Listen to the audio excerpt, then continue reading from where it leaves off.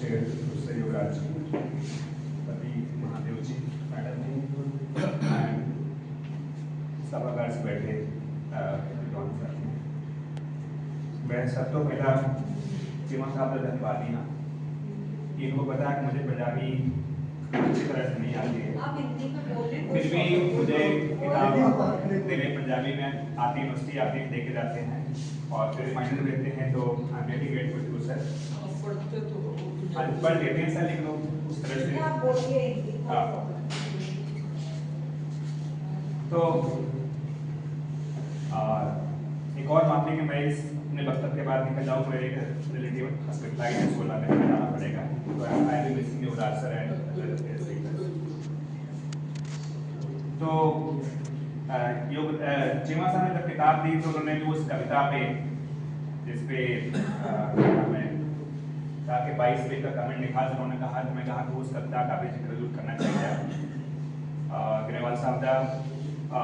इसके अलावा मैंने से कि how I really find him as a poet that I share with you after I have say given my viewpoints on the 3 poems I have chosen for discussion here.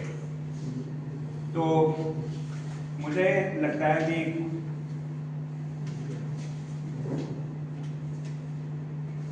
हाथ एक हथौड़ा भी होता है, इस पर मैडम भी काफी विस्तार से चर्चा कर चुके हैं, लेकिन चीमा साहब ने इस पर खास जिक्र थी, तो मैं थोड़ा बहुत मैं भी मेरी जो समझ है वो आपके साथ साझा करूं।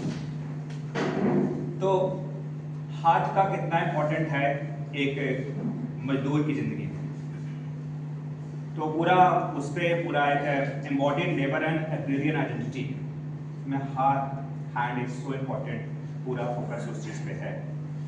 सो poem celebrates the Punjabi rural ethos where the body, especially the hath, becomes a primary site of identity, dignity and labor.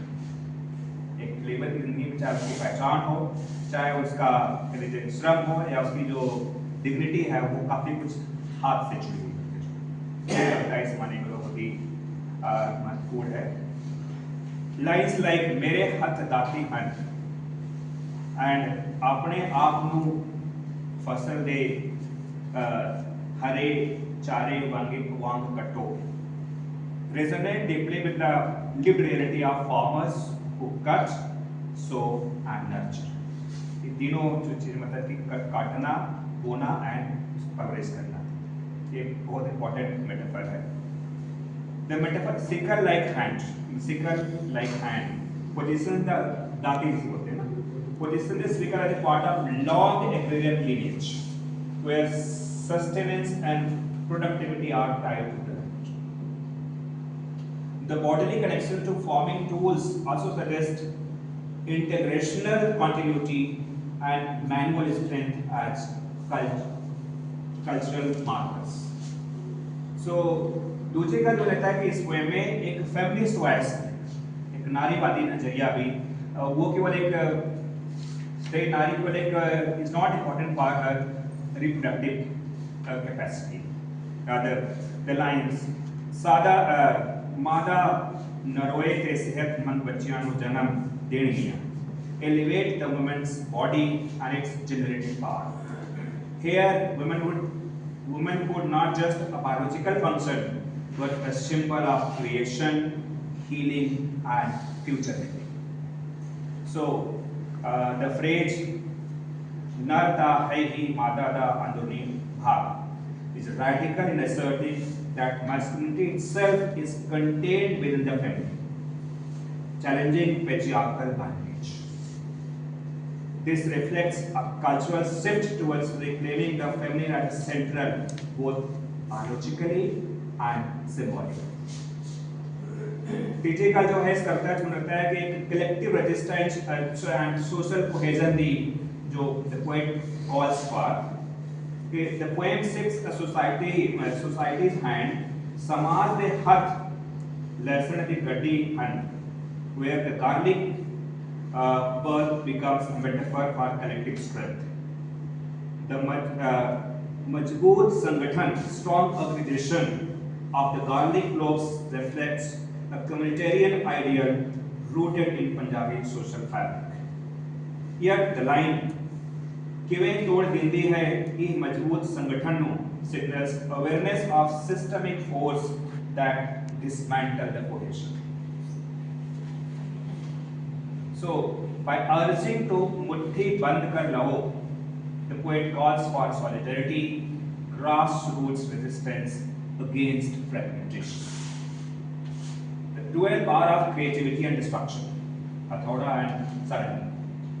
See, the symbolic doubling of the hands as Sarangi, a musical instrument, and Hathoda, a hammer, reflect the duality of human agency.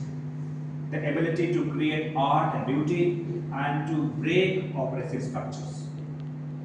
The duality captures the spiritual and revolutionary core of Punjabi culture, rooted in both Sufi expression and revolutionary energy. The hands are not passive, but conscious tools. उसकी सारी अंदरूनी ताकत उसके हाथ आ जाती है. That shape, resist, and imagine. So the poem echoes the spirit of self-sustaining, gender-conscious, and community-oriented culture, grounded in embodied wisdom and collective spirit. Here, this is my reading of the poem, Haath Hathauda. दूसरी poem जो मैंने that I have selected, वर्तमान मनुष्य पे घटनाएं. I really found it's a very powerful poem. Say, this poem evokes some kind of anti-market, anti-capitalist ethos.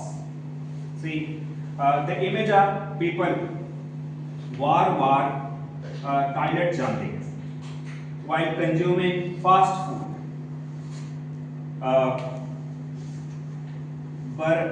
Burger, pizza, chips marks consumerism's numbing of empathy, turning war into a digestible, marketable spectacle. दूसरे का जो इस poem से है इतिहास हीन कर देते दर्शकों. मतलब मार्केट ने कैसे लोगों को they have been rendered historyless. They don't bother about their past, their legacies, the glorious past, but they are so much occupied with conjunctions, market generated things. So this line captures how people distanced from context and memory become detached spectators, rootless in history, yet complicit in present atrocities. Because people are so much occupied with the market-produced things, so they have become indifferent to what kind of atrocities and oppressions.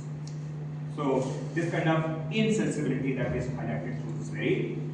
So commoditization of violence, a very powerful image in the poem. The horrific visual, कटे हुए अंगा च selfie लें, कटे हुए अंगा च selfie लें, exposes how suffering is aestheticized and traded in digital markets, where trauma becomes a content and gore turns into, let's say, virality. So our next image जो मुझे लगता है बहुत एक महत्वपूर्ण इस कविता में depoliticization of people's perception, people's consciousness. कैसे लोग एक अराजनीतिक चेतना हावी होती जा रही है, वो भी एक महत्वपूर्ण पहलू है इस कविता का. The poets contrast Chica, road, शोर and बाकी सब सियासत है. Points to a culture where genuine anguish is drowned by politicized noise, as mass culture absorbs dissent and neutralizes outrage. So this I found again very significant point. And the third one that I have identified, शोषण का कोई gender नहीं होता. मैं have already talked a lot about say all these points. So say many types of exploitation social, which are not that only women are exploited, women are victims. Lot many things which are part of nature, say the animals and all, how they stand exploited. So उस तरह के यानी poet की sensibility केवल मनुष्य तक सीमित नहीं बल्कि उसके आगे जो से पोस्ट ह्यूमन वर्ल्ड है उसमें किस तरह की चेतना जो इल्यूमिनेट करती है, जिसकी हमें सख्त जरूरत है, वो भी इस कविता में कैसे मुखरित होती है, वो मेरा थर्ड पॉइंट है इस कविता। सो denaturalizing gendered exploitation. The poem begins with a jarring statement. शोषण का भी कोई जेंडर नहीं होता, challenging the gendered assumptions of oppression.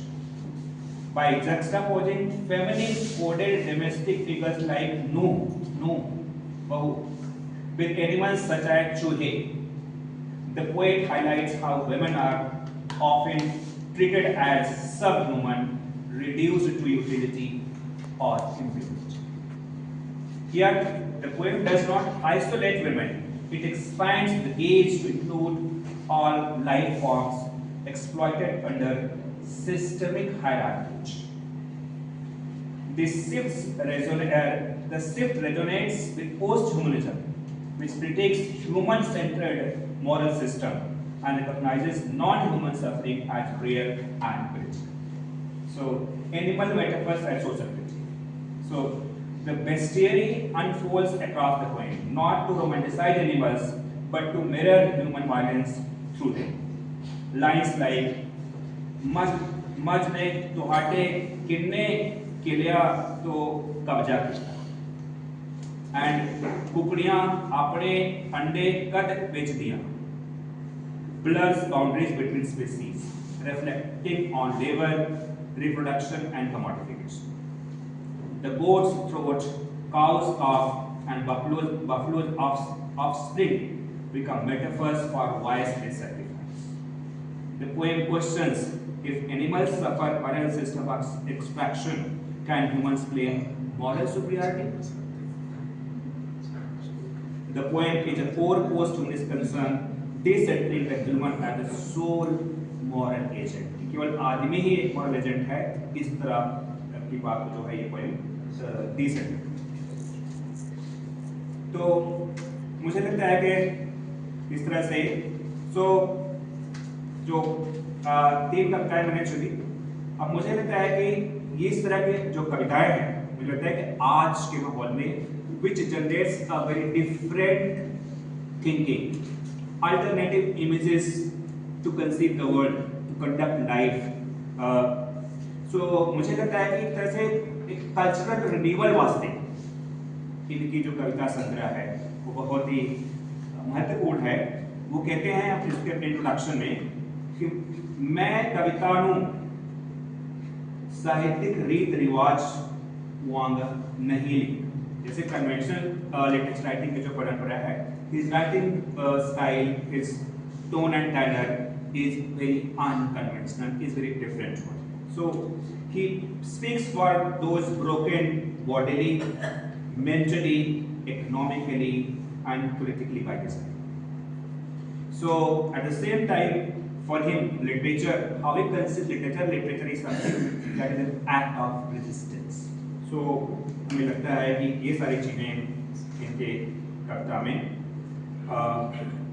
मिलती हैं। So मैं ज़्यादा टाइम ना लेता हुआ, in essence हम कह सकते हैं कि लिपिदा Mahadev writes not to be loved but to awaken. His pen is plow, his metaphors are tools. We write because we live to tell, and we tell because they never let us speak. We live to tell because they never let us speak. So his poetry stands with the ones who were born, worked, endured and vanished, unrecorded but undefeated. Unrecorded but undefeated. So thank you so much, sir.